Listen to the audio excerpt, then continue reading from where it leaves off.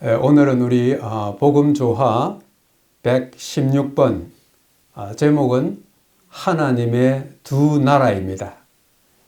누가복음 17장 20절에서 35절에 있는 말씀을 기초해서 오늘의 말씀을 시작하도록 하겠습니다. 이 누가복음 17장 24절, 25절 이것을 중심으로 해서 말씀드리겠습니다. 번개가 하늘 아래 이편에서 번듯하여 하늘 아래 저편까지 비침같이 인자도 자기 날에 그러하리라. 그러나 그가 먼저 많은 고난을 받으며 이 세대에게 버림받아야 할지니라. 오늘 예수님께서 왜 이런 말씀을 하셨는지 우리가 한번 좀 살펴볼 필요가 있어요. 여기 오늘 예수님이 하신 말씀에 두 나라가 여기 언급되어 있어요. 번개가 하늘 아래 이편에서 번듯하여 하늘 아래 저편까지 비침같이 인자도 자기 날에 그러하리라. 이것은 예수님의 무엇을 가르치고 있습니까? 예수님이 이 세상에 다시 오실 그 재림을 가리키고 있는 것입니다. 그러나 그 밑에 보면 그러나 그러기 전에 그가 먼저 많은 고난을 받으며 이 세대에게 버림받아야 할지니라. 이것은 뭘 가리키는 거죠? 예수님의 십자가이면서 예수님의 초림을 가리키는 것입니다. 우리가 초림, 재림하는 것은 예수님이 이 세상에 처음 오신 것을 갖다가 초림이라 그러고 하늘로 가셨다가 다시 오실 것을 우리가 재림이라고 하는데, 예수님이 처음 이 세상에 오셨을 때 초림 때는 그 목적이 무엇이었나 하면은 우리의 모든 죄값을 예수님이 대신 지불하시기 위하여 십자가에 돌아가시기 위하여 오신 것입니다. 그러면서 나중에 하늘로 승천하셨고, 승천하시면서 내가 다시 오겠다고 그렇게 말씀했는데, 오늘 내가 오기는 오되 어떤 사람은 알고 어떤 사람은 알지 못하게 비밀스럽게 오는 것이 아니라 온 세상의 모든 사람들이 다 볼 수 있게 그렇게 오신다고 지금 여기 말씀하고 있어요. 왜 이런 말씀을 하셨을까? 그 배경을 한번 좀 살펴보도록 하겠습니다. 여기 20절과 21절에 바리새인들이 하나님의 나라가 어느 때에 임하나이까 묻거늘 예수께서 대답하여 이르시되 하나님의 나라는 볼 수 있게 임하는 것이 아니요 또 여기 있다 저기 있다고도 못하리니 하나님의 나라는 너희 안에 있느니라. 조금 전에 우리가 읽은 말씀은 예수님이 오실 때 번개가 이 편에서 저 편까지 번쩍이는 같이 모든 사람들이 볼 수 있게 오시겠다고 그렇게 말씀하신 거예요. 그런데 여기는 보면은 하나님의 나라는 볼 수 있게 임하는 것이 아니요 또 여기 있다 저기 있다고도 못하리니 하나님의 나라는 너희 안에 있느니라 그렇게 하신 거예요. 그러니까 여기 보면은 하나님의 나라가 두 개가 여기 소개되고 있어요. 하나는 무엇입니까? 하나는 볼 수 없게 임하는 하나님의 나라가 있고, 그 다음에 하나는 모든 사람들이 볼 수 있게 임하는 하나님의 나라가 있다고 그렇게 말씀하고 있는 것입니다. 여기 제가 그 왼편에 그림 하나가 있는데 그 그림에 여기 뭐예요? 요거 이렇게 생긴 거. 우리의 하트라 그러죠? 우리의 마음. 우리의 하트 속에 누가 계셔요? 예수님이 계시는 것입니다. 하나님의 나라는 너희 안에 있느니라. 자, 이게 무엇을 의미하는지를 좀 한번 살펴보도록 하겠습니다. 여기 볼 수 없게 임하는 하나님의 나라. 하나님의 나라는 여기 있다 저기 있다 못하고 하나님의 나라는 어디에 있다고요? 너희 안에 있다 그랬어요. 이게 무슨 말일까요? 하나님의 나라는 너희 안에 있다 그렇게 말씀했습니다. 여기 위에 있는 이 글씨 무엇입니까? 한번 읽어볼까요? 하나님의 나라는 마음에서 시작된다.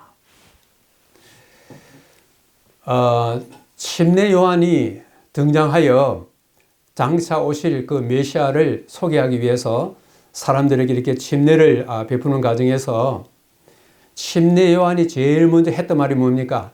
회개하라. 뭐가 가까웠다? 천국이 가까웠다.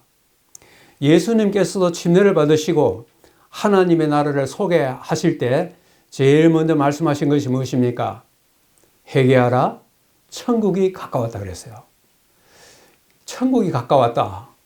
그래서 여기 바리새인들이 그 천국이 가까웠으면은 우리 눈에 뭐 그 천국이 여기 있는지 저기 있는지 그리 봐야 되는데 아무런 그런 것이 없거든요. 그래서 아까 바리새인들이 도대체 하나님의 나라가 임할 때가 도대체 언제입니까? 이런 질문을 한 것입니다. 그렇게 했을 때 하나님의 나라는 여기 있다 저기 있다 못하고 하나님의 나라는 어디에 있다고? 너희 안에 있다 그렇게 했어요. 여기에 이 그림이 뭘 의미하는지 여러분 생각하십니까? 여기 오른편에 있는 요거는 하트, 우리의 마음입니다. 그렇죠? 우리의 마음에 누가 이 우리의 마음에 오시는 겁니까? 혹은 우리 마음에 좌정하시는 거예요. 예수 그리스도께서 우리 마음의 나라의 왕으로 오시는 것입니다. 우리 조그만 이 마음이 하나의 나라가 될 수 있을까요? 내 마음에 세계를 품으면 세계가 내 마음에 있는 거예요. 그래서 내 마음에 누구를 왕으로 모시느냐, 그것을 예수님께서 말씀하시면서 하나님의 나라는 볼 수 없게 임한다. 하나님의 나라는 너희 안에 있다. 그렇게 말씀하셨어요. 아까 제가 말씀드린 것처럼 볼 수 없게 임하는 나라가 있는가 하면은 볼 수 뭐요? 있게 임하는 하나님의 나라가 있는 것입니다. 여기 아까 우리 읽었지만 다시 한번 읽어볼까요? 자, 번개가 하늘 아래 이쪽에서 번쩍 이어 하늘 아래 저쪽까지 비침같이 인자도 자기 날에 그러하리라. 우리가 흔히 이것을 무슨 왕국이라 그래요? 영광의 왕국이라고 하는 것입니다. 예수님께서 장차 천천만만의 온 하늘 천사들과 함께 이 땅에 하나님의 백성들을 하늘로 데려가시기 위하여 오실 때 온 우주뿐만 아니라 이 땅에 있는 온 세계가 이 광경을 목도하게 될 것입니다. 이게 무슨 나라예요? 하나님의 영광의 나라를 우리가 보게 되는 것입니다. 예수님 재림은 하나님의 영광의 나라가 시작되는 하나의 출발점인 것이에요. 그런데 이렇게 말씀하시면서 예수님께서 무엇을 전제 조건으로 다루냐 하시면 이것이에요. 뭐예요? 자, 읽어봅시다. 그러나 그가 먼저 많은 고난을 받으며 이 세대에게 버림받아야 하리라 할지니라. 먼저 많은 고난을 받으며 하는 이 말은 뭐예요? 옆에 있는 이 그림이 무엇이에요? 예수님의 십자가입니다. 예수님의 십자가요. 자, 그렇다면 아까 예수님께서 하나님의 나라는 여기 있다 저기 있다 말할 수 없고 하나님의 나라는 어디에? 너희 안에 있다. 그 말이 무엇을 의미하는지 한번 다시 생각해 보겠습니다. 이 말씀을 로마서 3장에 있는 말씀으로서 좀 설명을 하려고 그러는 것입니다. 자, 같이 이 성경절, 아주 중요한 성경절입니다. 한번 읽어보십시다. 모든 사람이 죄를 범하였음에 하나님의 영광에 이르지 못하더니 그리스도 예수 안에 있는 속량으로 말미암아 하나님의 은혜로 값 없이 의롭다 하심을 얻은 자 되었느니라. 자, 여기에 이 로마서 3장에 있는 이 성경 말씀이 지금 여기에 나와 있는데 그 제일 위에 있는 성경 말씀에는 사람이 죄를 지었기 때문에 하나님의 영광에 이르지 못한다. 그래서 사람이 죽는다. 그래서 사람이 질병을 당하고 고통을 당한다. 하는 이런 것을 죄의 결과인 것입니다. 이 죄로부터 우리를 해방시켜 주기 위하여 하나님께서 무엇을 약속하셨어요? 예수 그리스도를 통하여 속량함으로, 이거는 예수님이 십자가에 돌아가심으로 말미암아 우리의 잃어버렸던 그 처음에 그 축복을 다시 되찾게 해 주시겠다고 그렇게 말씀하신 거예요. 자, 여러분 왼편에 있는 이 그림, 이 그림 보시면서 무슨 생각이 나는 겁니까? 누가 이렇게 했던 이 그림을 참 잘 그렸어요. 이쪽에서 보니까 저쪽에서 햇빛이 쫙 비쳐오는데 그 안에 뭐가 있어요? 예수님의 십자가가 있는 것입니다. 우리는 이쪽에 이 어두운 데서 우리의 죄의 결과로 인해 가지고 죽을 수밖에 없지만은 우리가 빛을 찾아서 영생으로 가는 그 길목에 뭐가 있어요? 십자가가 있는 거예요. 그래서 이 십자가를 우리의 마음속에 받아들여서 그 예수님을 우리 마음의 왕으로 모시면 그것이 무슨 나라라 그랬어요? 그것이 은혜의 왕국이라고 하는 것입니다. 왜 은혜의 왕국인가 하는 것입니다. 자, 여기에 죄로 인해서 하나님의 영광에 이르지 못하는데 예수님이 오셔서 십자가에 돌아가심으로 이제는 우리에게 길이 열린 것입니다. 영생으로 가는 길이 열린 것입니다. 그런데 우리가 영생으로 가는 이 길이 열리게 하게 한 것이 무엇이냐는 거예요. 자, 이걸 로마서 3장 23절, 24절을 도표로 표현하면 이렇습니다. 자, 우리의 죄 때문에 우리는 하나님의 영광에 이르지 못하게 되었어요.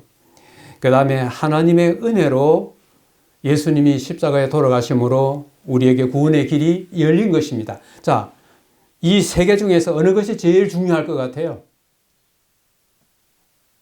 우리의 죄, 하나님의 은혜, 십자가의 구원, 이 가운데 어느 것이 가장 중요할 것 같습니까? 어느 거요? 1, 2, 3 어느 것입니까? 제일 위에, 가운데, 제일 밑에 어느 것일 것 같아요? 제일 아래. 네. 그렇습니다. 그런데 예수님이 십자가에 돌아가셔서 우리를 구원하게 만드신 것이 무엇 때문에 그리 된 거예요? 하나님의 은혜예요. 이 세계 가운데 가장 중요한 것은 하나님의 은혜예요. 하나님의 은혜, 그걸 갖다 좀 다른 말로 하면 하나님의 사랑이 하나님이 세상을 어떻게 해요? 이처럼 사랑하사 독생자 예수 그리스도를 주셔서 우리에게 영생을 얻게 하려 하심이라. 그렇기 때문에 예수님이 십자가에 돌아가신 것 때문에 우리가 구원을 받게 되었지만은 예수님이 십자가에 돌아가시도록 한 것이 뭐예요? 하나님의 사랑이고 하나님의 은혜인 것입니다. 그러므로 하나님의 은혜의 결과로 예수님이 십자가에 돌아가신, 그래서 그 예수님을 우리의 구주로 받아들여서 우리의 마음이, 또 다른 말로 하면 우리 이 존재 전체가 누구에게 속하는 것입니까? 하나님께 속하는 거예요. 이걸 갖다가 무슨 왕국? 은혜의 왕국이라고 그렇게 하는 것이에요.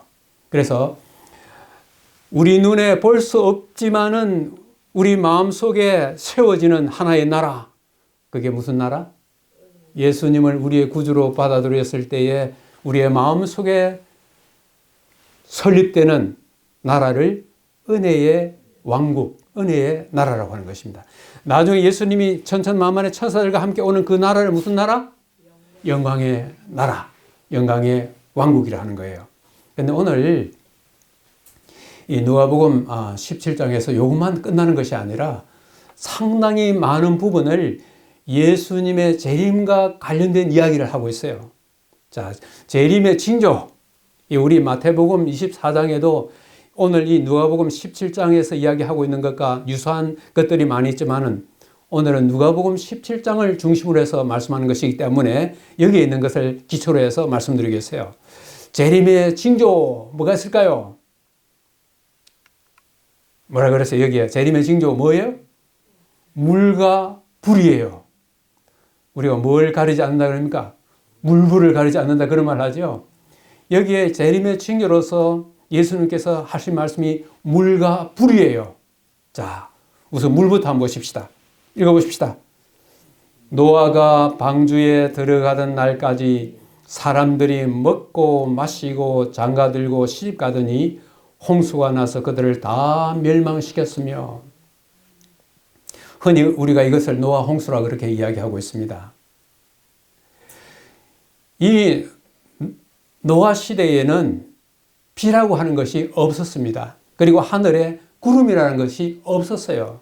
그런데 노아가 하늘에서 비가 쏟아져 가지고 이거 뭐 그저 우리가 사는 이 동네만 이 홍수가 나는 것이 아니라 이 지구 전체, 이 땅 전체가 완전히 물속에 잠기는 대홍수가 일어날 것이니까 준비하라고 했을 때 그 당시의 사람들로서는 자기들의 상식으로는 말이 안 맞는 것입니다. 그러니까 노아가 무려 몇 년을 똑같은 말을 했어요. 120년이라는 긴 시간 동안에 앞으로 세상에 엄청난 비가 와서 홍수가 나서 멸망할 터이니까 여러분 준비하라고. 그러면서 이 산꼭대기에 배를 지으면서 나중에 일이 들어오라 해도 그 당시의 사람들이 그걸 믿지 아니한 것이에요. 이 과학시대에 어디서 비가 온다고? 결과적으로 어떻게 됐습니까? 노아와 그의 가족 외에는 다 이 홍수에 다 수장되고 말았습니다.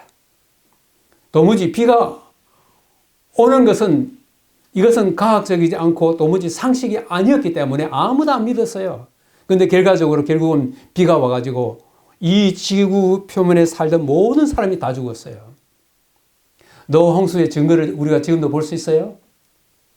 우리가 차 몰고 올 때에 뭐 넣고 왔습니까? 기름 넣고 왔잖아요. 우리 석유, 그 다음에 석탄, 이 모든 것들은 노아 홍수 때 갑자기 매몰된 그것들의 하나의 흔적인 것입니다. 만약에 이 모든 사람의 시체라든지 이 땅에 있는 모든 이 동식물들이 이 공기에 노출되면 남는 게 없어요. 하나도 안 남습니다. 그러나 이 땅에 있는 것들이 갑자기 공기가 탁 차단되었을 때 그게 저 땅 지층에 묻혀가지고 거기 석유가 되고 석탄이 되고 오늘날 우리 그것을 파먹고 사는 것입니다. 이것으로 끝이 아니에요. 예수님께서 지나간 과거의 이 세상 역사를 한번 멸망시켰던 지나간 과거를 이야기하면서 앞으로 닥쳐올 사건을 또 이야기하고 있는 것입니다. 뭐예요? 자, 한번 읽어보십시다. 시작.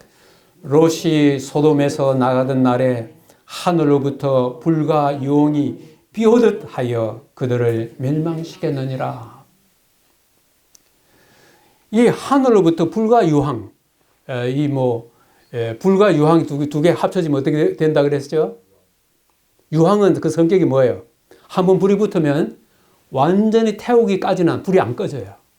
그렇기 때문에 여기 나오는 이 소돔과 고모라 성에 하나님께서 천사를 통하여 이 성이 불에 완전히 타서 멸망될 것을 갖다가 사람들에게 이야기했지만 아무도 안 믿었어요. 하늘에서 무슨 불이 내려오느냐고.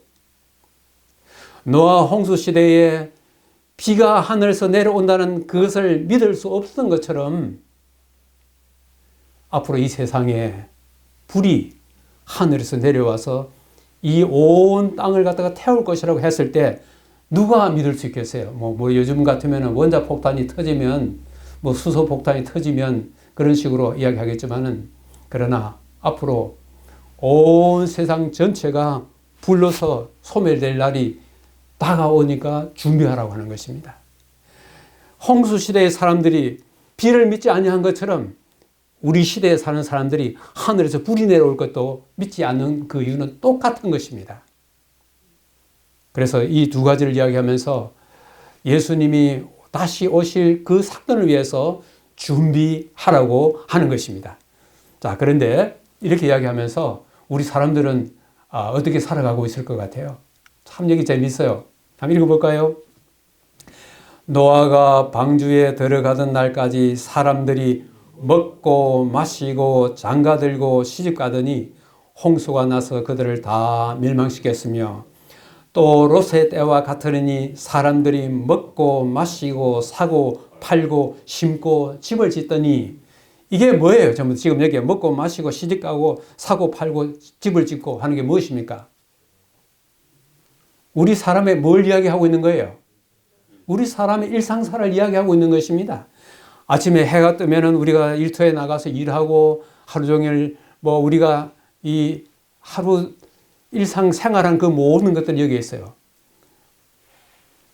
노아 시대가 그랬고 롯 시대가 그랬던 것처럼 이 마지막 시대를 갖다가 예수님께서는 뭐라 그랬어요? 인자의 날이라고 그랬어요. 바로 예수님 오시기 직전에 사는 이 세상도 먹고 마시고 장가가고 시집가고 사고 팔고 집 짓고 한다 이것이에요. 그러니까 세상 사람들이 살아가는 매일매일의 생활을 이렇게 하는 가운데서 갑자기 예수님께서 오시는 거예요. 그래서 여기는 그 말이 없지만 똑같은 이야기를 하고 있는 마태복음 24장에는 먹고 마시고 장가가고 시집가고 하다가 사람들이 그것을 갖다가 뭐예요? 깨닫지 못했다 그랬어요. 오늘날도 마찬가지입니다. 오늘날 지금 여기서 우리가 이야기하고 있는 이 말씀을 이 세상에 살고 있는 사람들이 그 말씀을 듣고 그것을 믿고 거기에 대해서 대비하고 있는가? 깨닫지 못한다 이거예요. 우리의 매일매일 개미 쳇바퀴처럼 뱅뱅 돌아가는 이런 생활을 하다가 어느 날 갑자기 이 땅에 마지막 종말을 보하게 될 것을 예수님께서는 이야기하고 있는 것입니다. 자, 그렇기 때문에 우리에게 예수님께서 무엇을 지금 다시 경고하고 있어요. 자, 이것도 한번 읽어보십시다. 인자가 나타나는 날에도 이와 같으리라. 그날에 만일 사람이 지붕 위에 있고 그의 세간이 집 안에 있으면 그것을 가지러 내려가지 말 것이요 밭에 있는 자도 그와 같이 뒤로 돌이키지 말 것이니라. 뒤돌아보지 마라 이거예요. 여기에 그의 세간이 집 안에 있으면 이 세간이란 말이 무엇입니까? 재산이에요. 재산 가지러 뒤돌아가지 말라 이거예요. 너무나 다급한 것입니다. 돌아볼 여가가 없는 거예요. 사람들의 세상에 사는 사람들의 관심이 무엇에 기울어져 있을 것을 여기에 지금 이야기하고 있는 것입니까? 세간살이에요. 다른 말로 뭐예요? 재물이에요. 이 세상에 살아가는 모든 사람들의 최대의 관심은 그럼 어디에 좋은데 취직했건 뭐 했건 다 어디에 관심 있는 것입니까? 재물인 것입니다. 그걸 은행에 있든 그 부동산에 있든 어디에 있든. 그런데 뒤돌아보지 말라는 것이에요. 그 하나의 예로 무엇을 예수님께서 예를 들었어요? 자, 시작. 롯의 처를 생각하라. 무릇 자기 목숨을 보존하고자 하는 자는 잃을 것이요 있는 자는 살리리라. 아까 소돔 이야기 나왔죠. 소돔과 고모라 이야기 나왔을 때 천사가 이 아침에 해가 떠오르면 하늘에서 불이 내려서 소돔과 고모라 성이 멸망될 테니 뒤에서 무슨 소리가 나든지 절대로 뒤를 돌아보지 말라 그랬어요. 그래서 앞에 여기에 이 롯과 그의 두 딸들, 그 다음에 그 뒤에 자기 아내가 이 뒤에서 막 불이 하늘에 떨어지면서 아우성 소리와 막 이 불에 타는 소리가 막 이렇게 요란하게 들릴 때에 굉장히 무섭겠어요.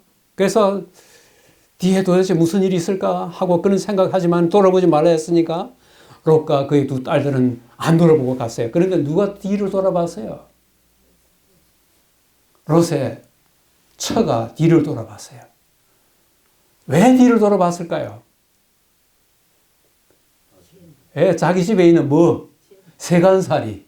자기 집에 있는 세간살이 아마 어디에 금폐물들을 가득 해놨겠죠. 그거 들고 나왔어야 하는데, 왜냐하면 도망을 치는 시간이 너무 급박했기 때문에 갖고 나올 시간이 없었어요. 그러면 집 안에 있는 사람, 집 바깥에 있는 사람 어디 들어가지 말라 그랬어요. 집 안에 들어가지 말고 들판에 있는 사람 집으로 들어가지 말라 그랬어요. 너무 급박한 것입니다. 돌아보지 말으라고. 그런데 롯의 처는 두고 온 그것이 너무너무 아까워가지고 뒤를 싹 돌아보다가 뭐가 됐죠? 소금 기둥이 됐어요. 소금 기둥이 됐어요. 아까 사람들이 먹고 마시고 장가고 시집가고 이게 이 세상 살아가는 하나의 목적인 것입니다. 그 모든 목적의 그 끝에 뭐가 있어요? 세간살이에요. 그 세간살이에 대한 그것 때문에 뒤돌아 보면 뭐가 돼요? 소금 기둥이 되는 것입니다. 여기서 말은 뭐냐면은 우리가 살아가는 이 길을 계속적으로 가면 여기 소금 기둥으로 표현됐지만은 결국은 무엇이에요? 멸망인 것입니다. 뭐 생로병사 하다가 끝에 가서는 결국 죽고 말아요.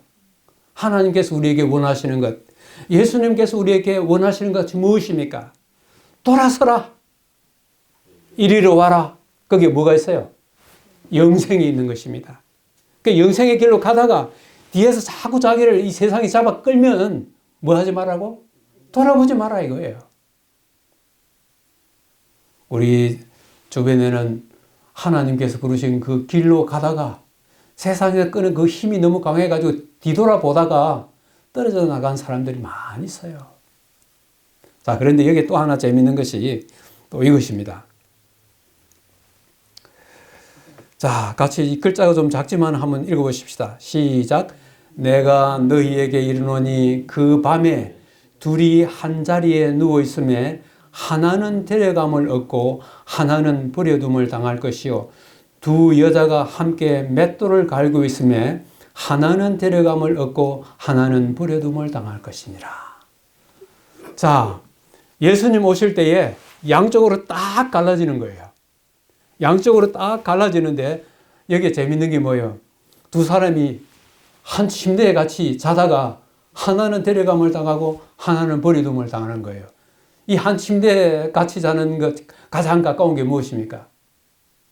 부부죠. 한 침대라고 표현했지만 부부고 그 다음에 우리의 가족이에요.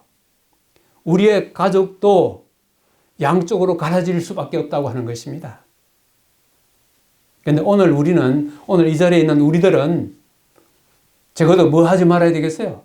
한 침대에 같이 잤으면은 같이 가야 돼요. 같이 가야 돼. 우리 한 가족이 같이 있으면은 같은 배를 타고 같이 가야 되는 거예요. 그래서 우리의 가장 가까운, 나와 가장 가까운 이들이 하나는 데려감을 당하고 하나는 버려둠을 당하고 이렇게 될 수밖에 없다고 하는 것입니다. 그 다음에 그 왼쪽에 있는 그림 뭐예요? 두 여자가 뭐 하고 있는 거예요?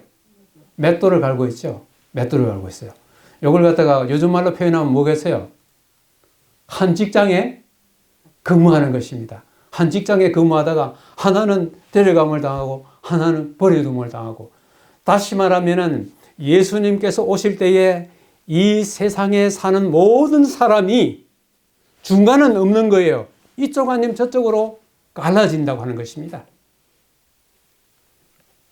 우리에게 있어서는 이런 것을 생각하면서 내 사랑하는 부부, 내 사랑하는 가족 다 뭐예요? 함께 가야 하겠습니다. 절대로 양쪽으로 나눠주면 안 되겠죠? 우리가 아직까지 살아있는 동안에 우리가 해야 할 일이 여기에 있는 것입니다. 서로 나눠주는 것이 아니라 함께. 자, 여기에 이 말씀, 처음에 했던 말씀을 다시 한번 생각해 보겠습니다. 바리새인들이 하나님의 나라가 어느 때에 임하나이까 묻거늘 예수께서 대답해 이르시되 하나님의 나라는 볼 수 있게 임하는 것이 아니요 또 여기 있다 저기 있다고도 못하리니 하나님의 나라는 너희 안에 있느니라. 너희 안에 있느니라 하는 것은 다른 말로 뭐라 그랬죠? 누구를 우리 마음의 왕으로 모시는 거라고? 예수님을 우리의 마음의 왕으로 모시는 것이 곧 하나님의 나라는 너희 안에 있다 하는 그런 것입니다. 지금 그래서 우리가 오늘 여기에 와서 이렇게 예배를 드리고 예수님을 찬양하고 하나님께 우리 영광을 돌리는 이 모든 것들은 하나님의 나라는 뭐라고 할 수 있어요? 너희 안에 있느니라 하는 그 의미가 되는 것입니다. 그러면서 저는 오늘 여기에 두 나라를 이야기했죠. 하나님의 나라는 너희 안에 있느니라. 또 하나는 그는 볼 수 없게 임하는 거고 또 볼 수 있게 임하는 하나님의 나라는 뭐라 그랬어요? 예수님이 재림하실 때 시작될 영광의 나라. 그래 되는데 자, 이걸 보면서 제가 질문을 한 두 가지만 한번 해보겠습니다. 이 시점에서 지금 현재 우리가 살고 있는 이 시점에서 이 두 나라 중에서 어느 나라가 우리에게 지금 가장 필요할까요? 눈에 보이지 않게 임하는 하나님의 나라와 눈에 보이게 임하는 하나님의 나라, 이 두 나라, 다른 말로 하면은 은혜의 왕국과 영광의 왕국, 이 둘 중에서 어느 나라가 우리에게 지금 가장 시급한 것 같아요? 답이 나오는 것 같은데? 네. 우리가 고대하는 것은 영광의 나라이지만은 지금 우리에게 가장 중요하고 가장 시급한 것은 영광의 나라가 아니라 뭐예요? 은혜의 나라예요. 영광의 나라는 은혜의 나라에 우리 마음에 예수님 우리의 왕이시고 우리가 하나님의 백성이면 뭐는 자연히 따라오는 거예요? 영광의 나라는 자연히 따라오는 것입니다. 은혜의 나라 없는 사람이 영광의 나라의 백성이 절대로 될 수가 없는 것입니다. 영광의 나라가 있기 이전에 반드시 은혜의 나라가 먼저 성립이 되어야 되는 거예요. 그러므로 지금 현재 내 마음속에 예수님을 나의 왕으로 모시고 하나님을 나의 아버지로 모시는 이 일이 우리에게 지금 현재 있으면 하나님의 나라가 예수님 말씀하신 것처럼 어디에 있다고? 하나님의 나라가 너희 안에 있다 하는 그 말씀인 것입니다.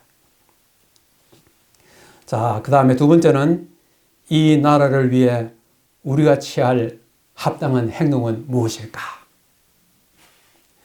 자, 뒤에서 아무리 잡아 끌어도 먹고 마시고 장가가고 시집가고 우리의 일상생활을 이렇게 할 때 세상 모든 사람들의 관심이 재물에 있을지라도 우리가 하나님의 나라를 향하여 가고 있는데 뒤에서 이 세상에 아주 참 이 세상에 끄는 그 유혹이 아무리 커도 뒤에서 잡아 당겨도 절대로 뭐 하면 안 돼요? 뒤돌아보면 안 되는 것입니다. 자, 이걸 이렇게 생각하면서 두 가지 교훈을 한번 생각하겠습니다. 아까 조금 전에 말씀한 것과 일맥상통합니다만은 나에게는 하나님의 나라가 어디에 있는가? 지금 어디에 있어요? 하나님의 나라는 너희 안에 현재 내가 섬기는 예수님, 현재 내가 신앙생활하고 있는 이것이 우리에게는 가장 중요하다고 하는 것입니다. 하나님의 나라를 내 마음속에 이렇게 건설하고 있는 동안에 절대로 뭘 하지 말라고? 뒤돌아보지 말아야 하는 것입니다. 그래서 롯의 처가 주는 교훈은 무엇인가? 하나님의 나라를 기다리면서 뒤를 돌아보고 있지는 않는지 이걸 우리가 한번 좀 이번 주일 생각하면서 다시 예수님께서 오늘 우리에게 말씀하신 하나님의 나라는 여기 있다 저기 있다 못하려니 하나님의 나라는 어디에 있다고요? 너희 안에 있느니라. 현재 예수님이 내 마음의 왕이시면 다른 한마디로 표현하면 뭐예요? 만사가 오케이요. 그래서 이 땅에 내가 사는 동안에 예수님이 내 마음의 왕으로 계시면 무엇은 자동으로 오는 것입니까? 영광의 나라는 우리에게 자연적으로 오는 것입니다. 아무쪼록 이 한 주를 살면서 하나님의 나라는 너희 안에 있다는 예수님의 말씀을 기억하고 또 그것을 우리의 삶 속에서 실천하면서 뒤를 돌아보지 않음으로써 하나님의 축복을 듬뿍 받는 새로운 한 주가 되기를 바라면서 오늘의 말씀을 마치겠습니다.